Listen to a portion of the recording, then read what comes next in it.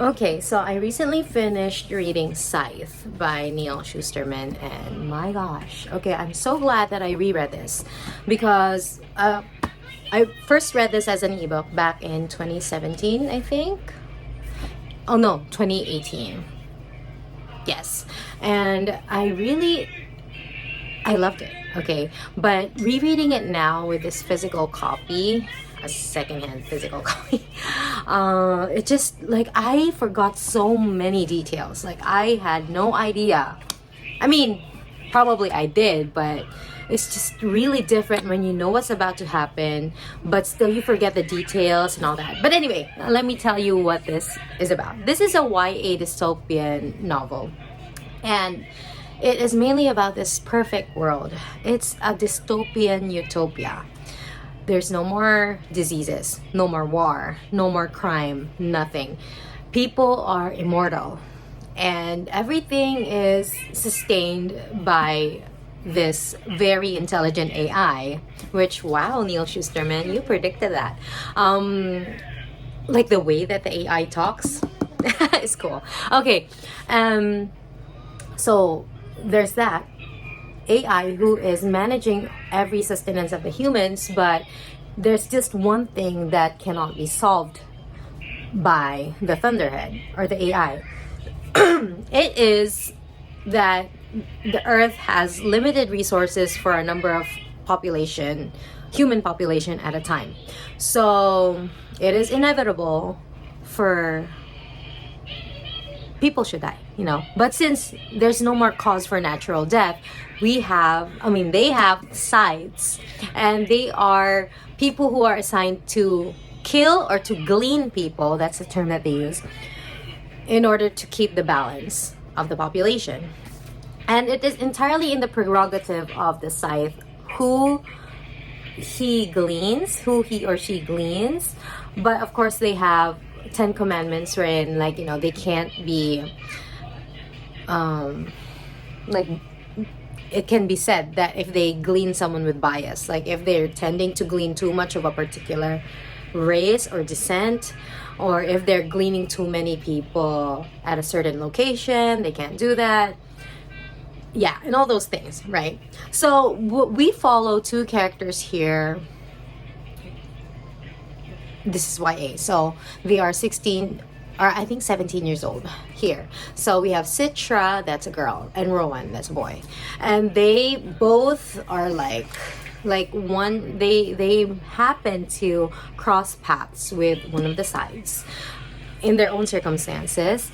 And when that happened, they were like, ooh, I mean, they were scared of the scythe, obviously, but also there's something about them that the particular scythe saw, and that is why he decides to take them as apprentices.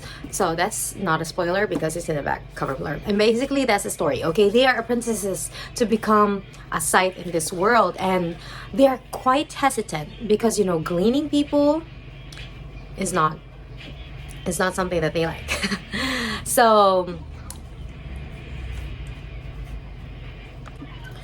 but the scythe that got them, the scythe that chose them both, said that is actually the first rule of scythedom is, the first requirement to being a scythe is to not want to be a scythe. Like if you find someone who wants to be a scythe, they cannot have that power. And that is very very similar to a lot of the things, especially like in the Bible, where the power is bestowed on people who do not want the power. Yeah, because in that sense, they are more likely to not abuse their power. So anyway, that is the premise, and then a lot of political stuff is going on, but obviously I can't say that because it's gonna ruin the experience for you. But what I love about this book is the world building. Okay, Neal Shusterman, one of my favorite authors of all time, especially when it comes to middle grade and YA. Wait, does he have an adult? I don't think I've read an adult novel by him yet. But anyway, yeah, he does not fail. Okay, the world building game is excelente. So you will get to know what the rules are, and then like how this world works. Like when you get too old, you can actually dial back down your youthful appearance to look young again, but you keep all of your memories, your experience, and all that. But what resonated with me in this kind of world also is that they are quite satisfied already and content. And the sites mainly, that's what there are journal entries of sites across this book, and then you see their perspective, thinking about how the mortal age, or when people weren't immortal yet, right? How they were able to, I mean, how wonderful would it have been to have loved and lost something, to appreciate that time is of the essence and that not everything is, when we are born, it's like a license to die, essentially. And like having that short period of time of living, and then so we get to experience the richness of life in that way because we treasure every moment. But also we experience real emotions because for them, I mean, they do experience it. Like for example, they get sad as like us, but when they get too sad, when they get into that depressive state, they have nanites in their body that sort of counteract the chemistry in the brain so that they don't become too sad. And also, for example, if someone accidentally dies or falls off the building, like some people here have fun trying to dead themselves, but they get revived in the revival center. So they just have fun, killing themselves so that they can be revived. I mean, they're just so bored, essentially.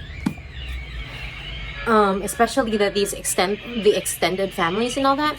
Yeah, so there are a lot of rules regarding sightship and who gets immunity. And yeah, I just love this world so much. And the thing that was like bothering me, like right from the beginning, like I even forgot about this part. But then I was like, okay, everything is perfect, but humans aren't perfect. Humans are fallible.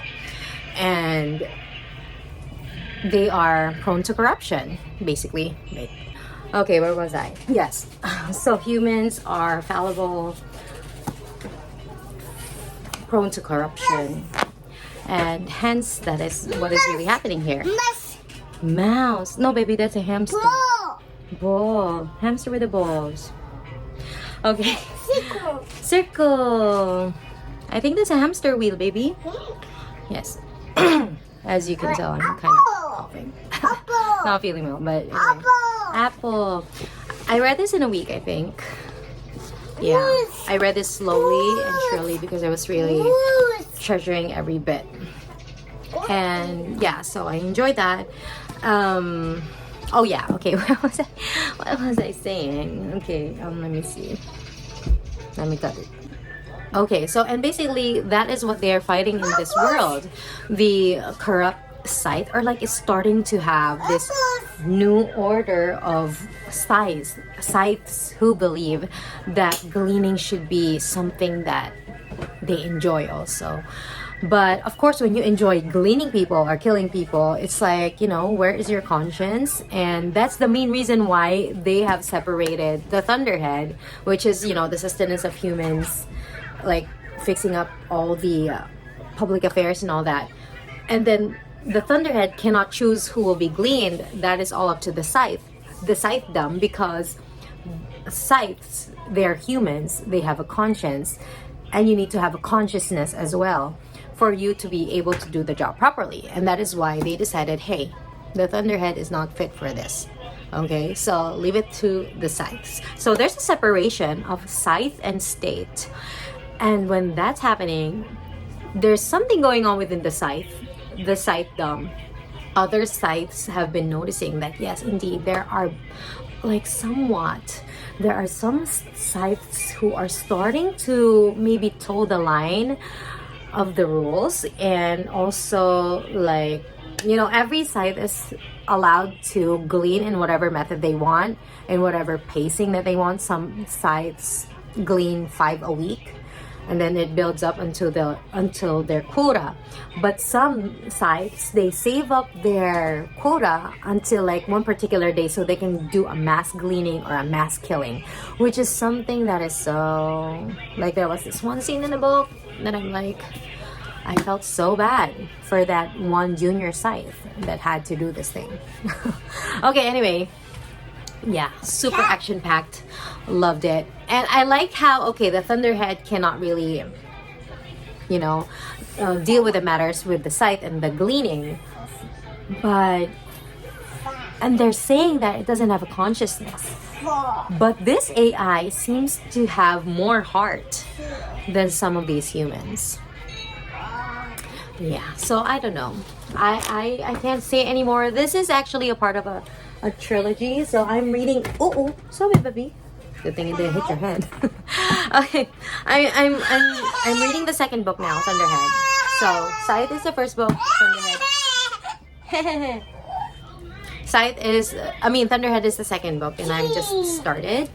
And yeah, God, I love this. I love this so much. It talks a lot about, like, humanity is innocent and humanity is guilty, and both are invariably true, because we all are. We as humans are all innocent and guilty at the same time. And why are there, baby, why are there Legos in here?